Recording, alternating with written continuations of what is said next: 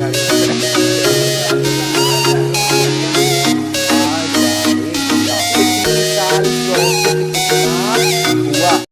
Student, स्वागत है आपका हमारे चैनल कॉमर्स कुजी पर। और आज हम क्लास 11th की जो बिजनेस स्टडी है उसको स्टार्ट करने जा रहे हैं पूनम गांधी से। जिन बच्चों के पास पूनम गांधी है उनके लिए काफ़ी अच्छी बात है, जिनके पास नहीं है कोई दिक्कत की बात नहीं, कंसेप्ट सब वही रहता है। और स्टार्ट करेंगे, सबसे पहली बात ये लेटेस्ट एडिशन को मैं इस्तेमाल कर रहा हूँ। स्टार्ट करेंगे हम nature and purpose of business से। Nature and purpose of business chapter 1। सबसे पहला हम इसका इंट्रोडक्शन देख लेते हैं। इंट्रोडक्शन में क्या है, the chapter is divided into 2 section. Section 1 deals with the history of trade and commerce in ancient time. Section 2 deals with the concept nature and purpose of business. ये चैप्टर है आपका वो 2 सेक्शन में divide है। पहला section है हमारा history of trade और कॉमर्स के बारे में, और सेकंड है concept nature and purpose of business के बारे में। आगे बढ़ने से पहले सेक्शन 1 को स्टार्ट करने से पहले मैं आपको बता दूं कि जो बच्चे क्लास 11th की लाइव क्लासेस करना चाहते हो, चाहे ग्रुप में या प्राइवेट, उनके लिए मेंबरशिप अवेलेबल है। अगर आप उसमें ज्वाइन होना चाहते हो तो मेरा व्हाट्सएप नंबर 9690105047 है, डिस्क्रिप्शन में भी मिल जाएगा, तो वहाँ आप मुझसे बात कर सकते हैं। या अगर आप फ्री ग्रुप में ज्वाइन होना चाहते हैं तब भी आप मुझे मैसेज कर सकते हैं। चलिए स्टार्ट करते हैं। History of trade and commerce. India has Himalaya in the north, border by water in south. India got connected to adjoining foreign country through the network of road leading to silk road. तो यहाँ पे क्या कह रहा है कि north में India के हिमालयज़ हैं, साउथ में वाटर है, तो इंडिया जो विदेशों से कनेक्टेड रही है वो रोड्स के थ्रू रही है, जिसको हम सिल्क रूट कहते हैं। The maritime routes linked the east and west by sea and were used for trade of species, जिसको हम स्पेस रूट कहते हैं। जो प्रोग्रेस है डोमेस्टिक और international trade in ancient time, यानी पहले के ज़माने में, वो डेवलप्ड हुई थी जैसे जैसे पैसा आता गया। Many trade centre and industrial belt also started. ठीक है ना। तो उसमें क्या कहा गया है कि जो आर्कियोलॉजिकल को एविडेंस मिले हैं वो साफ साफ बताते हैं कि जो ट्रेड एंड कॉमर्स है वो हमारे बहुत पहले से चल रहा है, जो कि वाटर एंड लैंड से कैरीड आउट किया जाता था। जो आपने हिस्ट्री में हड़प्पा सिविलाइजेशन सुना होगा, मोहनजोदारो थे, had established commercial connection with Mesopotamia and traded in gold, silver, copper, colored gemstones etc. तो ये लोग आपस में इन लोगों से ट्रेड करते थे। The period was marked by substantial commercial activity and urban development. There were some trade regulation, different types of coins, weighing practice. Later on, some common acceptable weight and measure were developed. तो यहाँ पर सबसे पहला दे रखा है indigenous banking system. With the progress of economic life, following development took place. जैसे जैसे development आता गया ये सारी चीज़ें हुई। Metal coin became common medium of exchange. जो मेटल कॉइन थे वो कॉमन मीडियम ऑफ एक्सचेंज बन गए। डॉक्यूमेंट्स यूज़ किए जाते थे, हिंडीज एंड चिट्ठी, बाइंग एंड सेलिंग। अगर हमें सामान को बेचना होता था या ख़रीदना होता था उधार, तो हुंडीज़ एंड चिट्ठी यूज़ करी जाती थी। हुंडी उस समय काफ़ी पॉपुलर थी। उसमें क्या होता था, हुंडी में ये सारे कॉन्ट्रैक्ट होते थे। Warranty the payment of money, it indicated N unconditional promise.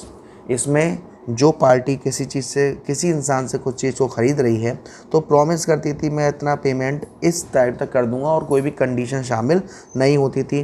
Could be transfer through valid negotiation, एक वैलिड तरीके से भी ट्रांसफ़र होता था। और अलग अलग टाइप की हुंडीज़ यहाँ पर दे रखी हैं। ठीक है ना। बस आपको ये एज आ नॉलेज पर्पस याद रखनी है, क्योंकि इस बार आपका जो पेपर होगा वो MCQ फॉर्म में होगा। यहाँ पे आपको 7 तरीके की हुंडी दे रखी हैं। धनी जोग, शाह जोग, फिरमन जोग, देखनहार, धनी जोग, फिरमन जोग और जोखमी। अब इसके क्लासिफिकेशन दे रखे हैं। क्लासिफिकेशन आपके लिए ज़्यादा इंपॉर्टेंट नहीं है, बस आपको पढ़ने हैं। फंक्शंस देख लेते हैं। Dhani jog, payable to any person, it is payable to any person, no liability on who receive payment. किसी भी पर्सन को दे सकते हो, किसी भी पर्सन को दे सकते हो, कोई भी liability, no liability on who receive payment, उसके ऊपर कोई लायबिलिटी नहीं होती। शाहजोग एक स्पेशल पर्सन के लिए, liability over who receive payment. Farmanjog hundi made payable to order, जो ऑर्डर पर पे करी जाती है, ऑर्डर पर बनाई जाती है। पेबल टू द प्रेजेंटर और बियरर, जिसके पास वो चीज़ है वही शो करेगा। धनी जोग, अब यहाँ पर दो चीज़ आप देख रहे होंगे सर, यहाँ भी धनी जोग है, यहाँ भी धनी जोग है। ये आपको क्लासिफिकेशन दे रखे हैं दर्शनी और मुद्दती।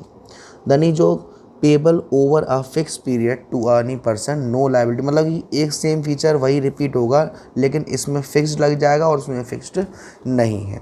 फोर्थ क्या हुआ, development of indigenous banking system, ये एक स्पेशल रोल प्ले किया था। People begin to deposit precious metal with landing institution acting as banker और सेट, जो लोग थे वो सेविंग करने लगे थे मेटल्स के रूप में, जो भी लैंडिंग इंस्टीट्यूशन होती थी बैंकर्स वगैरह या सेट्स वगैरह। दीज बैंकर एंड से become an instrument for supplying money for producing more goods, और ये लोगों को पैसा वगैरह प्रोवाइड करते थे ताकि वो ज़्यादा से ज़्यादा प्रोडक्शन कर सके। Indigenous banks played a special role in landing money and financial domestic trade, तो ये जो इंडिजीनियस भी कह सकते हैं, यस भी कह सकते हैं, ये एक स्पेशल रोल प्ले करता था पैसे को लैंड करने में, फाइनेंशियल पोजीशन सही करने में। उसका फिफ्थ पॉइंट क्या था, agriculture and domestication of animal also help to generate surplus saving for investment, जो हमारा एग्रीकल्चर सेक्टर था और जो एनिमल्स की डोमेस्टिकेशन थी वो भी काफ़ी हेल्प करती थी सरप्लस अमाउंट और सेविंग को जनरेट करने में इन्वेस्टमेंट के लिए। Due to favourable climate condition people of India were able to raise 2 और 3 क्रॉप्स इन अ ईयर, जब उनके क्लाइमेट कंडीशन उनके हक में रहते थे तो वो एक से ज़्यादा यानी कि 2 या 3 क्रॉप एक साल में उगा सकते थे। In addition to agriculture by resorting to weaving dyeing fabrics, making clay pots, sculpting, cotton industry, ये सारी चीज़ें थी जो एग्रीकल्चर के साथ साथ मार्केट में आ रही थी। डेवलपमेंट ऑफ कारखानाज और workshop, here skilled artisan work and converted raw material into finish goods, यहाँ पर हमारे जो कारखानाज होते थे, वर्कशॉप होती थी, उसमें क्या होता था, जो स्किल आर्टिशियन यानी कि जो हाथ से चीज़ों को बनाते थे वो कच्चे माल को फिनिश गुड्स में कन्वर्ट करते थे। Family based apprenticeship system was practice so that their art and skill could be transfer to next generation.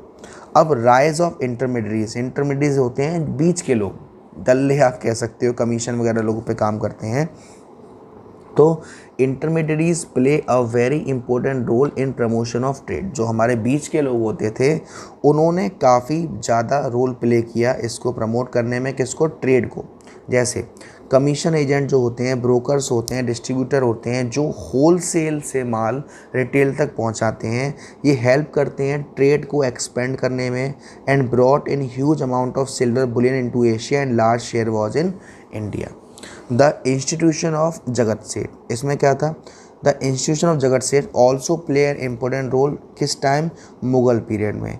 And day of East India Company, bankers begin to act as executor and trustee, they charge high rate of interest on foreign trade, तो जो bankers थे वो foreign trade पे high interest charge करते थे। The emergence of credit transaction and availability of loan enhance commercial activity, ज़्यादा से ज़्यादा उधार के ट्रांजैक्शन के बढ़ने से, लोन की मदद मिलने से जो हमारी कॉमर्शियल एक्टिविटी है वो भी बढ़ी। India enjoy a favourable balance of trade, balance of trade का मतलब क्या होता है, जब आपके इंडिया से सामान बाहर जाता है, इंडिया से बाहर ट्रांजैक्शन होता है, तो वो भी बैलेंस में था। Import is equal to export, या एक्सपोर्ट ज़्यादा होता था, इम्पोर्ट नहीं। Indigenous banking system benefit the manufacture, trader, merchant with additional capital fund for expansion and growth, तो जो भी हमारे मर्चेंट होते थे, मैन्युफैक्चरर्स होते थे, उनको पैसे की सुविधा मिलती थी। Later on commercial and industrial bank also provided both short term and long term loan to traders, आगे चल के जो हमारी कॉमर्शियल बैंकें थी, इंडस्ट्रियल बैंकें थी, वो लोगों को शॉर्ट टर्म और लॉन्ग टर्म लोन भी प्रोवाइड करती थी। फिर बात आई ट्रांसपोर्ट की। Land and water transport was popular during ancient time, उस टाइम पर जो हमारा लैंड एंड वाटर था वो काफ़ी पॉपुलर था ट्रांसपोर्ट करने के लिए। लैंड ट्रांसपोर्ट में क्या होता था, road had assume a key role in entire process of growth. The northern roadways route had stretch from Bengal to Taxila. There were also some trade route in south spending east and waste.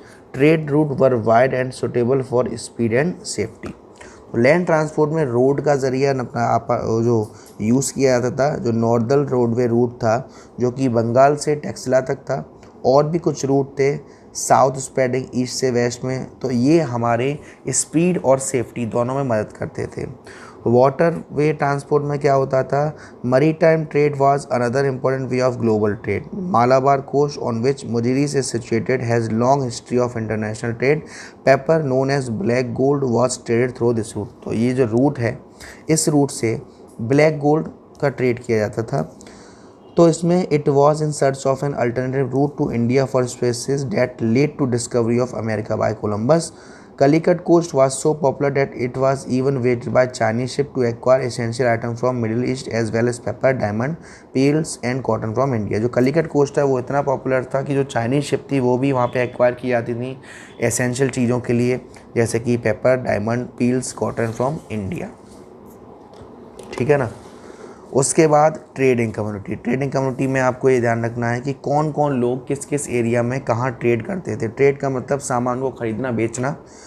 तो different part of country different community dominated trade, अलग अलग जगह पर अलग अलग community trade करते थे। जैसे नॉर्दर्न रीजन में Punjabi and Multani merchant handle करते थे बिजनेस को। वेस्टर्न में इंडिया महाजाज मैनेज करते थे, महाजन्स वगैरह। साउथ में चेतियर्स वगैरह करते थे। स्टेट्स ऑफ गुजरात में राजस्थान भट्ट्स वगैरह करते थे।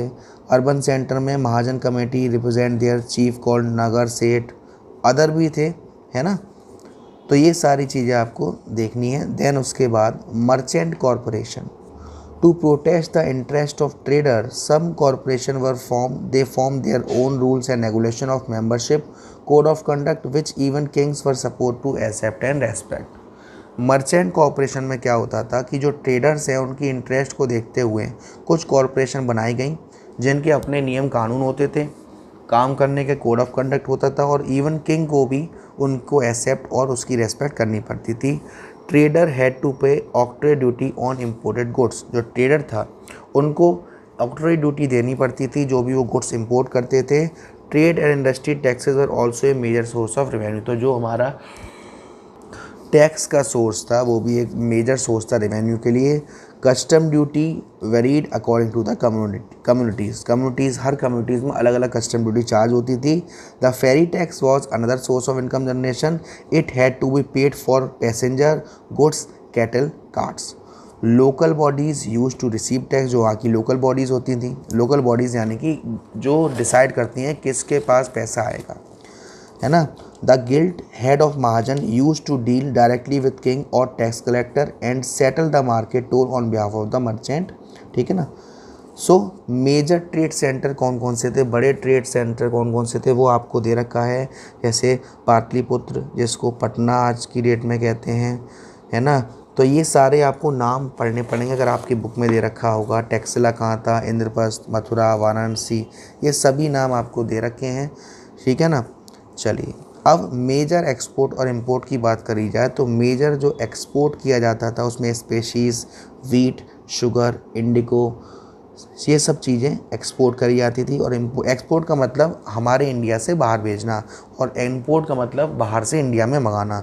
हॉर्सेस, एनिमल के product, Chinese silk, flax linen, wine, gold, ये सारी चीज़ बाहर से इंपोर्ट करी जाती थी। ये आपको डीपली इसलिए भी पढ़ना है बेटा क्योंकि आपको मालूम है MCQ फॉर्म आपका आएगा। देन उसके बाद आपको यहाँ दे रखा है पोजीशन ऑफ इंडियन सब कॉन्टिनेंट इन वर्ल्ड इकोनॉमी। अब आपको 1st AD से 1991 तक क्या कंडीशन रही है। Between 1st and 7th century India was largest economy of the ancient and middle world.